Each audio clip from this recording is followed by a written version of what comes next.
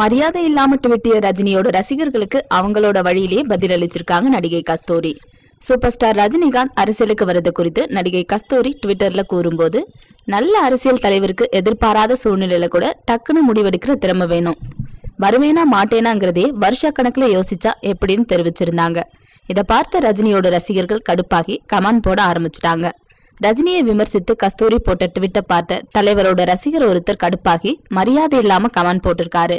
அவரோட கமெண்ட்ல, நீ எல்லாம் தலைவரை பத்தி பேசுற பாரு, நேரம் மூடிட்டு போடின்னு சொல்லு. மரியாதை இல்லாம அந்த கமெண்ட்டை போட்ட ரஜினியோட ரசிகருக்கு கஸ்தூரி பதிலளிச்சிருக்காங்க. அவரோட பதில், நீ பொறுக்கிறதுக்கு முன்னாடியே நான் அவரோட ரசிகைடா, உன்ன மாதிரி மரியாதை கெட்ட ரசிகர்களாலதான் அவருக்கு அவமானம், நீ மூடு முதல்லன்னு ரிப்ளை பண்ணிருக்காங்க கஸ்தூரி. உண்மையான ரஜினி ரசிகை இப்படி பேச மாட்டாங்க.